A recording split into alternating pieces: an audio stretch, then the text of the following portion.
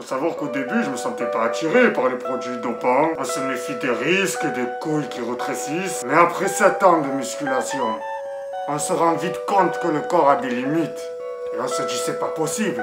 Il faut passer à autre chose. Les compléments alimentaires classiques ne suffisent plus. Il y a 3 semaines, j'ai alors commencé à consommer de la caféine. Et ouais, encore un titre putaclic, je le savais, va te faire Mikey. Et détends ta moue là, je vais te rafaler d'informations à tel point que ta vie va changer à tout jamais. Si t'es là, c'est que t'aspires à être solide, solide comme Solid Mike. Si j'ai comparé le café à la cocaïne, c'est parce qu'on peut y être addict. Mais ça, c'est surtout à cause des additifs qu'on peut retrouver dans le café industriel. C'est pour ça que le seul café que nous devrions consommer, c'est le café 100% Arabica.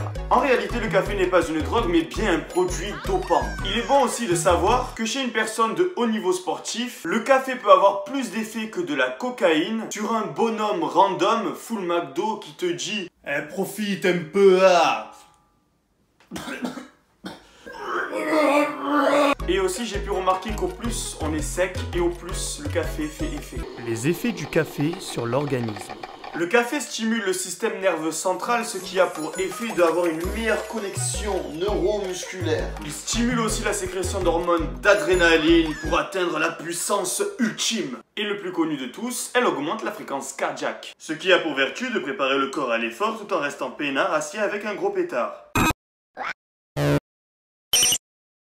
Oubliez le pétard. Mais les effets dopants du café connaissent vite leurs limites. En prendre trop fréquemment vous habituera aux stimulants, ce qui aura l'effet à long terme de vous faire simplement revenir à un état éveillé normal. Et du coup un état de faiblesse anormal lorsque vous n'en consommez pas. C'est ce qu'on appelle l'accoutumance. Encore une bonne raison de comparer le café à de la drogue. Oui, de la drogue. Mais ne vous inquiétez pas, je vais vous apprendre à consommer le café, hein. Comment bien le boire? On a l'habitude de le boire le matin, souvent à jeun et des fois avec du lait. C'est tout ce qu'il faut faire.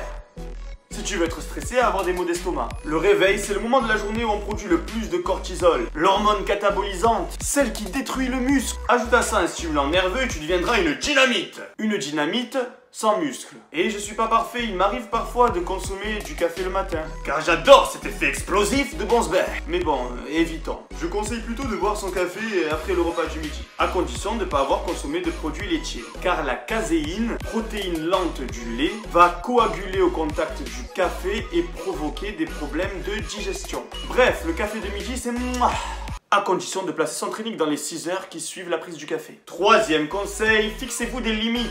Ne buvez pas des cafés tous les jours. Limitez-vous à une quantité de café par semaine. Par exemple, moi, je bois 5 cafés par semaine. Les jours d'entraînement. Le jour où je fais que du cardio et ma recharge glucidique, je ne bois pas de café. Le jour de repos, il en va de soi, pas de café. Reculer pour mieux sauter, soi-disant. Bon, et puisqu'il faut en parler, voici les dangers de la caféine. Les dangers du café.